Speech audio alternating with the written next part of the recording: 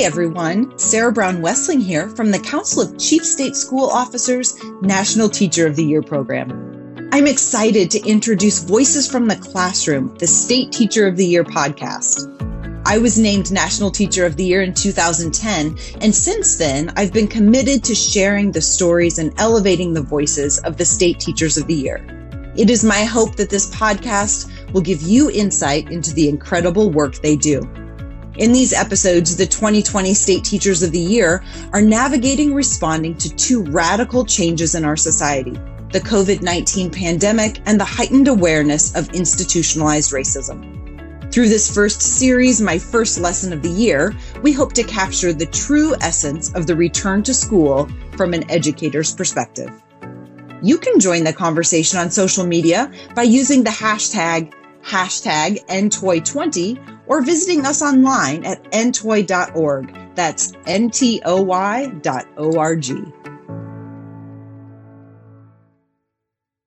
This is Carolyn Fennessy, Press Secretary at the Council of Chief State School Officers. Welcome, Andrea, and thank you for joining me today. Let's jump right in. Could you please introduce yourself? Well, hello, I'm Andrea Johnson. I am a nationally board certified teacher and the 2020 Virginia Teacher of the Year. I teach secondary high school English at Salem High School in Salem, Virginia. Great. So could you tell me about one of your first lessons this year, what your students did and how you made that happen? Sure. We were instructed, and I think rightly so, by our school division to focus on relationships before academics, that the academics would come, but that now more than ever, relationships are primary. And so there was this sort of desire to jump right into academics to make up for lost time, but the reality was we have to get these kids to buy back into school and to get comfortable with this new routine for all of us. So I spent the first really 2 weeks working on relationships. Students made an About Me slideshow. I did as well. I presented mine, and then they worked on theirs, and they presented theirs.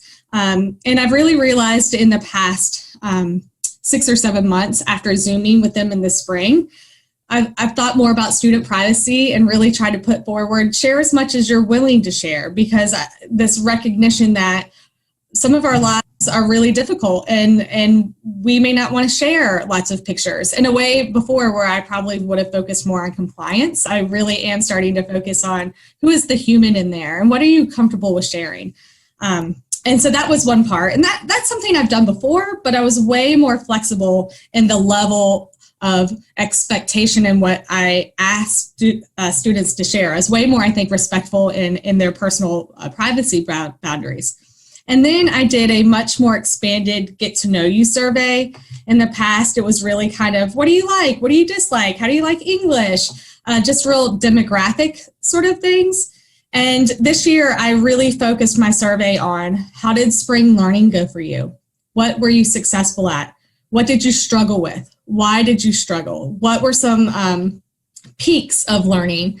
What were some successes? And then what were some of the pits, both from the instructional end and the personal end? So that was a big part of the Get to Know You survey, as well as how are you spending your time this year? You know, I've come to realize that more than ever, students are pulled, and especially now. So lots of questions about, are you working? Are you working full time? Are you working part-time? Are you doing childcare?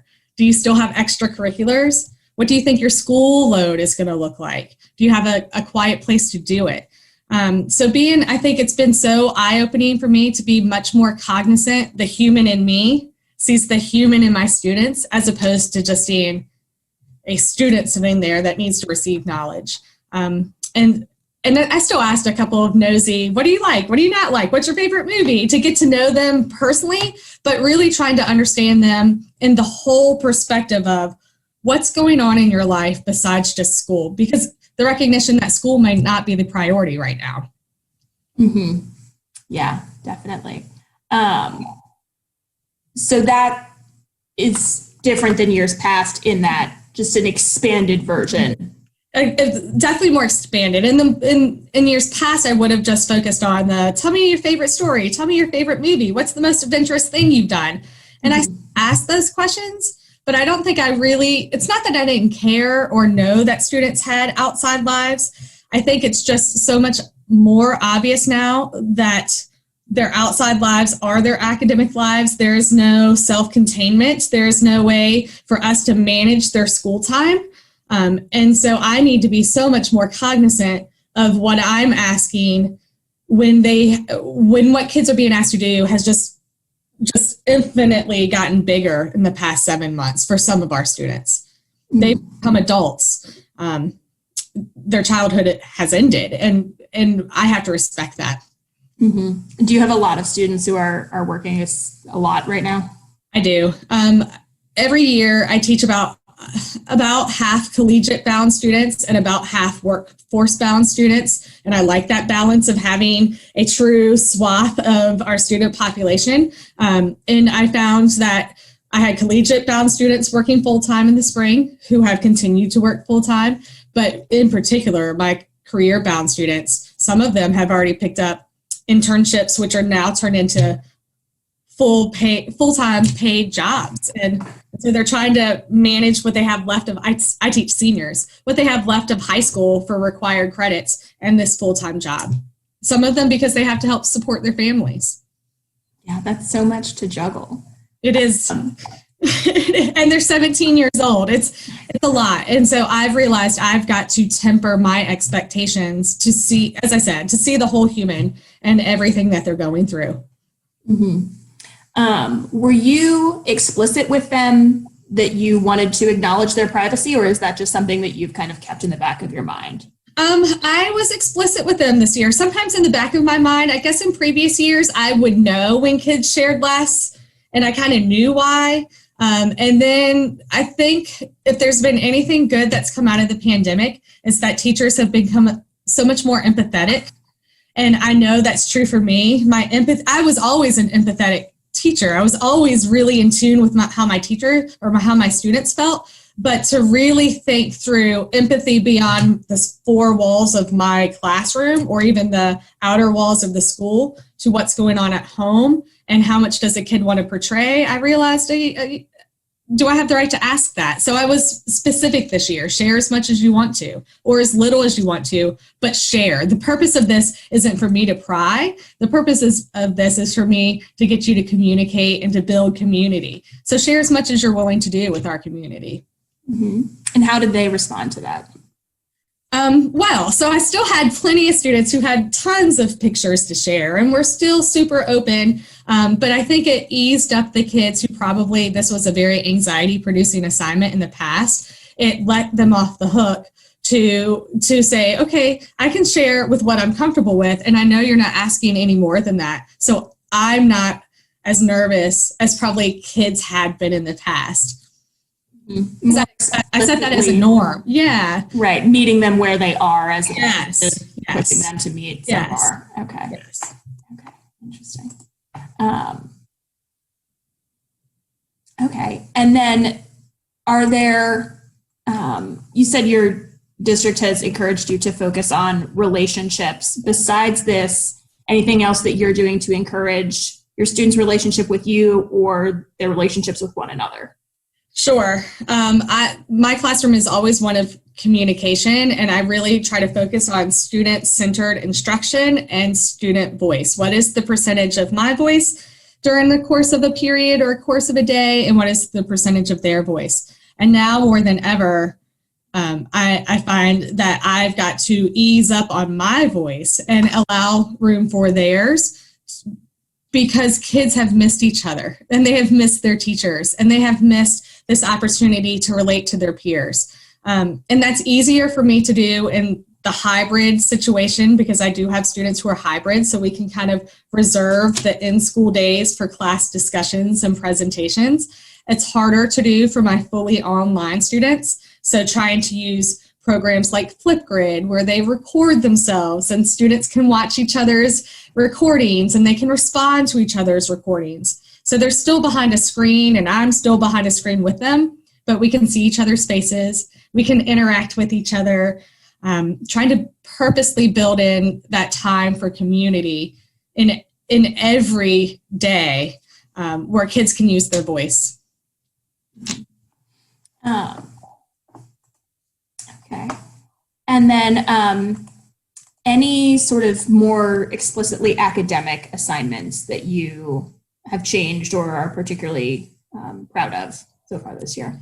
Yes, I think I've been on a journey. Even in my school division, we've been on a journey of personalized learning and mastery-based grading as a place of equity. So we've already been there, and we've kind of come to the place that the pandemic has been a disruptive event for education, and we can choose how we respond to this disruption. And we're choosing that this is kind of forcing our hand even more in equity, as it should.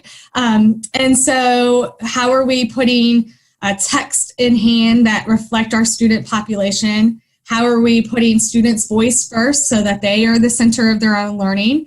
How are we offering choice in assignments? How are we assessing assignments so that we're really assessing demonstration of skill and not compliance?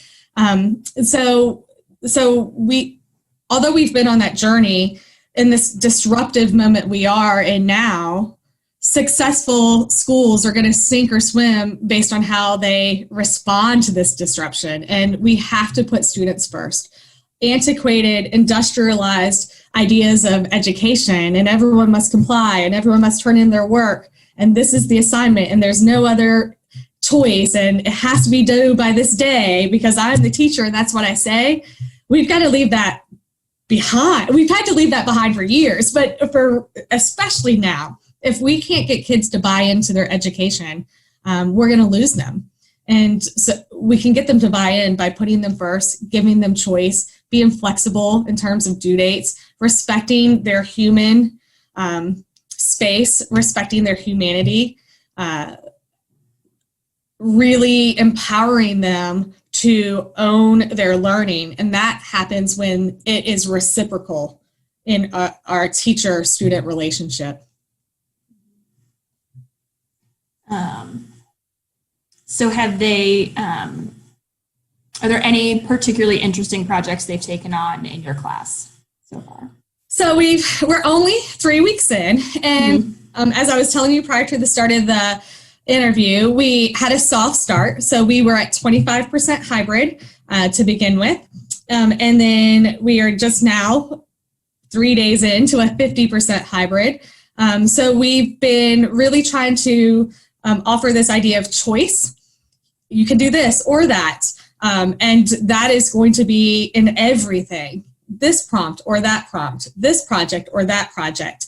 But more than anything, I think what is going to be a humbling experience for teachers, but a necessary one, is we've been working on choice. We've kind of had down the flexibility of, here's the deadline. We want a teacher to be accountable, but we as teachers are making mistakes as we learn this. So how can we also be flexible with you?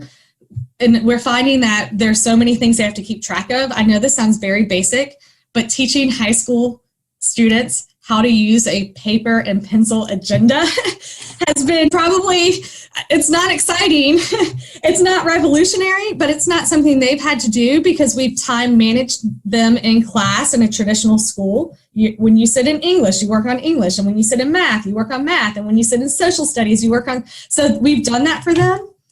And then when they get to college, they don't know how to manage their time. We are finding that we're having to go back and teach basic time management skills. So it's not a project per se, but I keep telling my seniors, you are probably actually going to be better prepared for college than your peers were, because you've had to learn how to juggle all of these competing due dates with your personal life and your outside distractions and your job and still get it done on time. That's what college feels like. And you're doing that in high school now. You're going to be so much more successful when you go to your collegiate career and even in your adult career. How do you juggle all of these plates? So we're teaching them that in a way that we haven't had to teach them before. Right. Yeah. Managing all of those different responsibilities plus, just a pandemic.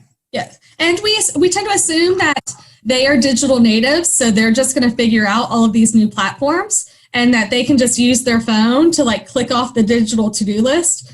And they are digital natives, but that doesn't mean that this is native to them, that this is something they inherently know how to do. Especially, like I said, they've spent 12 years, well, for me, upperclassmen, they've spent 10 or 12 years sitting in blocked hours of time with everything managed for them. So this is new for them in the same way it's new for us. And we've got to all learn accountability, responsibility, but also flexibility and grace. Mm-hmm. Absolutely. So with all of this personalized learning, helping the students with time management, relationship building, what are some things you learned about yourself, about your students, or teaching, in this crazy time? I've learned better because I think I already knew it, and I was in a school system, as I said, that promoted it. The importance of relationships to learning. We always know that kids do more for teachers that they like, and that we saw that in the spring, and we know now that that's one of the reasons hybrid is hard to juggle, but I'm grateful for that opportunity to make relationships because it's going to be infinitely easier to keep them involved in their learning when we have a relationship there. What I've learned is it's really hard to make a relationship from behind a screen, and that we have to be creative. And what that looks like is descriptive feedback as opposed to just a grade. Personalized feedback, personalized choice in learning. Relationship building online is kind of empowering the student to drive their own education. And that's become obvious. You can't be a must-do teacher and inflexible and keep your online students engaged because it doesn't seem like you care, and you have to seem like you care. It's easier to do in person. It's critical online. Wonderful. Well, thank you so much, Andrea, and best of luck to you and your students for the rest of the year. Thank you so much. So nice to talk to you. Thank you for listening to the first series of Voices from the Classroom, the State Teacher of the Year podcast. This podcast is brought to you by the Council of Chief State School Officers National Teacher of the Year program.